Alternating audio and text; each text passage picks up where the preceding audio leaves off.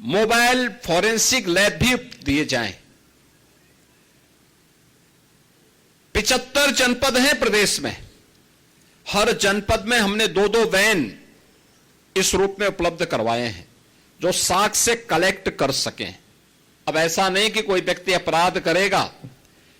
पीड़ित भटक रहा है, वर्षों से वह तड़प रहा है,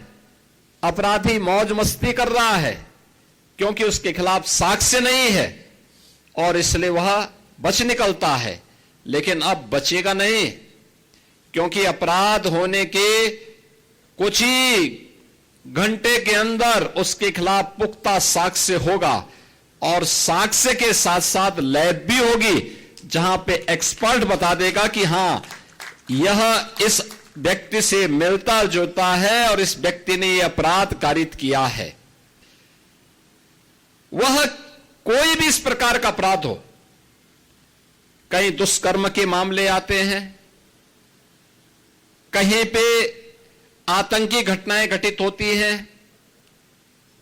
कहीं पे कोई फायर करके अपने लाइसेंसी असले से फायर करके किसी की हत्या करने का प्रयास करता है। बैलिस्टिक जांच करने में बहुत समय लगता था, अब ऐसा नहीं हो पाएगा और डीएनए जांच की सुविधा भी अब गोरखपुर की इस लैब में उपलब्ध करवा दिया गया है। कोई भी व्यक्ति अपराध करेगा तो बच नहीं निकल सकता है और इन सबको जोड़ने के लिए उत्तर प्रदेश के युवाओं को इसके माध्यम से अधिक रोजगार प्राप्त हो सके, हम लोगों ने प्रदेश में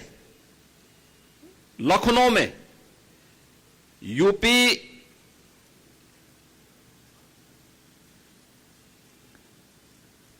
स्टेट फॉरेंसिक इंस्टीट्यूट का गठन भी किया है। उसमें हमने अलग अलग पाठ्यक्रम भी तैयार किए हैं, सर्टिफिकेट कोर्स। ये जितने भी कलेक्टर होंगे यानी जितने भी कलेक्शन करने वाले तकनीशियन होंगे, उन तकनीकी कर्मचारियों के लिए सर्टिफिकेट लैब में जो लोग इसका मिलान करेंगे उसके लिए डिप्लोमाधारी और उस पर अपनी राय देने वाले उसके एक्सपर्ट डिग्रीधारी और उनके अनुभव भी इसमें काम आएंगे। यह आज का नए समय में नए हो रहे अपराधों को रोकने के लिए वैज्ञानिक साक्ष्य उपलब्ध करवाने की दिशा में तकनीक के माध्यम से अपराधी को समय पे सजा दिलाकर एक पीड़ित को न्याय दिलाने के लिए सरकार के द्वारा किए गए प्रयास का हिस्सा है। और आज गोरखपुर की इस अपग्रेड लैब को, जो ये श्रेणी की लैब है, इसमें वे सभी प्रकार की सुविधाएं यहां पर उपलब्ध होंगी जो वास्तव में एक व्यक्ति को, जो जांच को में तेजी लाने में, सटीक और पूर्ण तरह साक्ष्य आधारित जांच होगी और यह फॉरेंसिक लैब मॉडर्न पुलिस के लिए एक गेम चेंजर के रूप में काम आने वाली है। और इस दिशा से आज के इस अवसर पर मैं इस पूरे क्षेत्र के लोगों को इस बात के लिए हृदय से मैं बधाई देता हूं कि इसका लाभ होने से आज प्रदेश में वे सभी प्रकार की सुविधाएं लोगों को प्राप्त हो जाएंगी, जिसके माध्यम से हम लोग उत्तर प्रदेश के नागरिकों को समय से सुसंगत न्याय उपलब्ध करवाने के लिए वैज्ञानिक साक्ष्य उपलब्ध करवा करके माननीय न्यायालय के माध्यम से अपराधी को समय पे सजा दिला सकें। उत्तर प्रदेश में state institute of forensic sciences जो लखनऊ में हम लोगों ने बनाया है, एक अत्याधुनिक इंस्टीट्यूट है और उसमें हम लोगों ने जो सुविधाएं उपलब्ध करवाई हैं उसमें एडवांस डीएनए डायग्नोस्टिक सेंटर की स्थापना की है, वर्ल्ड क्लास डीएनए लैब्स की स्थापना की है, AI drone and robotic labs वहां पर हम लोगों ने उपलब्ध करवाए हैं और जो नैनो ड्रोन से लेकर के 40 किलो वजनी ड्रोन को ले जाने की सामर्थ्य के लिए भी उस प्रकार के कार्यक्रम वहां पर हम लोगों के द्वारा संचालित किए गए हैं और इसे हम लोगों ने अभी हाल ही में पाठ्यक्रम उसका प्रारंभ कर दिया है। वहां पर तेजी के साथ ये सभी कार्य आगे बढ़ रहे हैं। प्रदेश सरकार का जो लक्ष्य है, हर मंडल में अत्याधुनिक एफएसएल लैब बने, एआई बेस्ड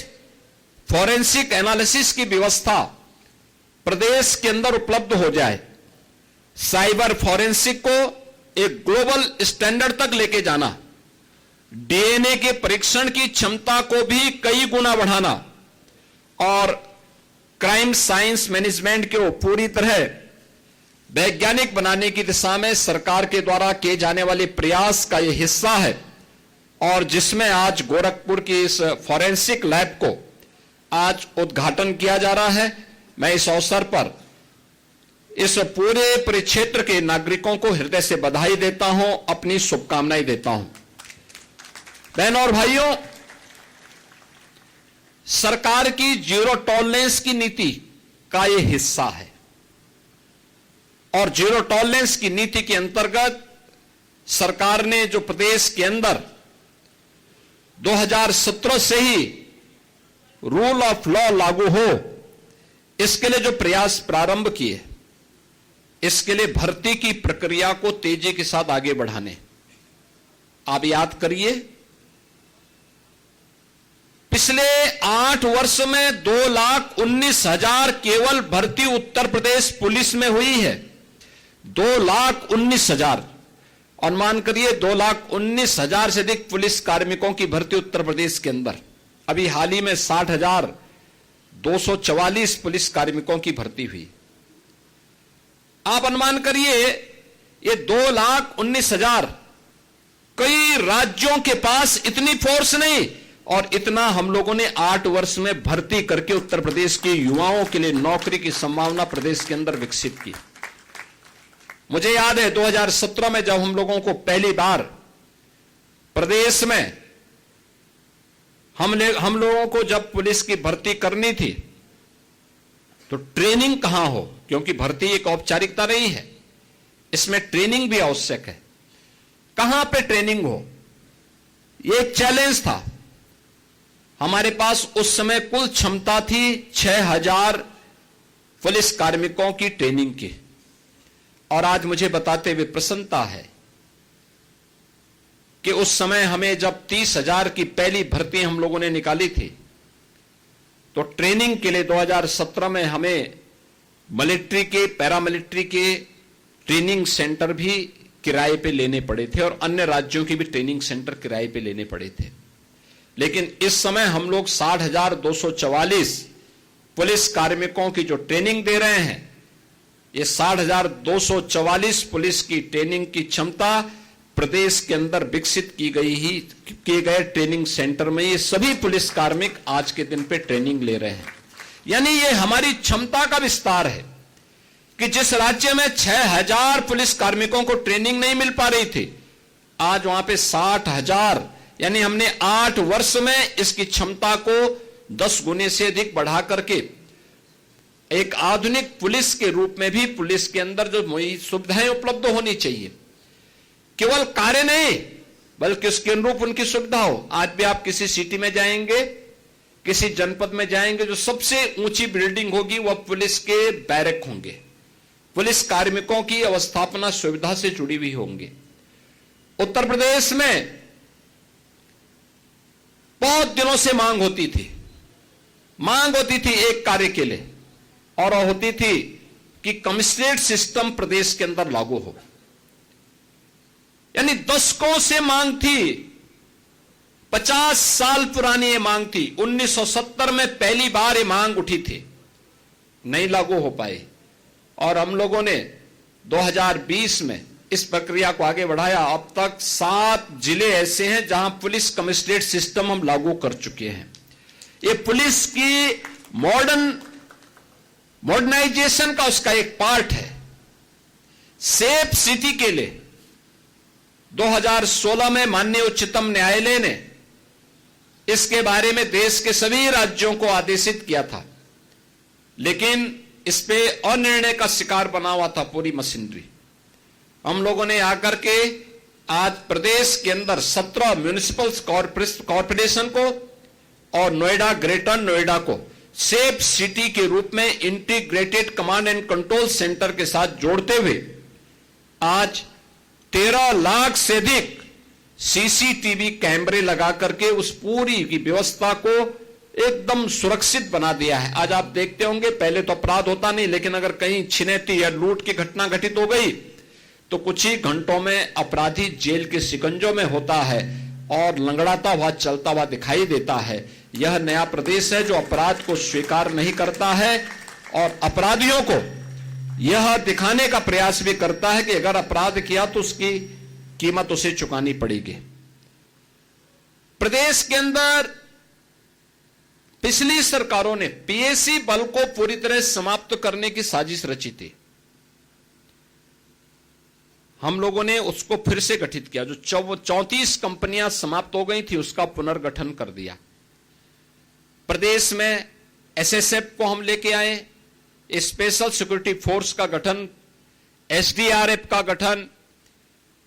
महिला पीएसी बहानी का गठन, 3 नई महिला पीएसी बहानी का गठन किया गया है, जिसमें देश की स्वाधीनता के आंदोलन से जुड़ी हुई उन वीरांगनाओं के नाम पर ये सभी सेंटर हम लोगों ने रखे हैं। गोरखपुर में वीरांगना झलकारी बाई कोरी के नाम पर, लखनऊ में वीरांगना उदा देवी पासी के नाम पर, बदायूं में वीरांगना अवंतीबाई लोधी के नाम पर ये 3 महिला पीएसी बटालियन का गठन आज हम उत्तर प्रदेश के अंदर कर चुके हैं। 5 नई पीएसी बटालियन बलरामपुर, जालौन, मिर्जापुर, शामली और बिजनौर के लिए भी स्वीकृति देकर के इन कार्यक्रमों को आगे बढ़ाने का कार्य हुआ है। और यही नहीं, प्रदेश के अंदर जिन 10 जनपदों में पुलिस लाइन नहीं थी, वहां पर पुलिस लाइन का गठन करके वहां पर बुनियादी सुविधाएं, पुलिस की ट्रेनिंग के साथ साथ अत्याधुनिक सुविधाएं वहां पर लोगों को प्राप्त हो, इसके लिए भी धनराशि उपलब्ध करवाने का कार्य आज प्रदेश के अंदर हम लोगों ने इन सभी जनपदों में किया है। और मुझे बताते हुए प्रसन्नता है कि उत्तर प्रदेश में जो पहले असुरक्षा के कारण महिला श्रम बल की भागीदारी, जो वोमेन वर्कफोर्स थी प्रदेश के अंदर, जो विभिन्न क्षेत्रों में कार्य करने की उनकी स्थिति थी, वह 17 के पहले 13% से नीचे था। आज मुझे बताते हुए प्रसन्नता है कि 35% से अधिक महिलाएं आज प्रदेश के अंदर सुरक्षा का वातावरण होने के कारण कामकाजी बन चुकी हैं। काम करने के लिए, कार्य करने के लिए वे घर से बाहर जाती हैं और उनको कहीं कोई समस्या नहीं है। यूपी 112 के माध्यम से पुलिस, एम्बुलेंस, फायर सर्विसेज और साइबर हेल्पलाइन को इंटीग्रेट करने की कार्रवाई को भी प्रदेश के अंदर आगे बढ़ाया गया है, जिससे एक सामान्य नागरिक को इसके माध्यम से लाभ प्राप्त हो सके। प्रदेश सरकार के द्वारा एक पारदर्शी और जवाबदेही न्याय प्रत्येक नागरिक को सुनिश्चित हो सके, इसके लिए प्रदेश सरकार पूरी प्रतिबद्धता से कार्य कर रही है। आज यहां पर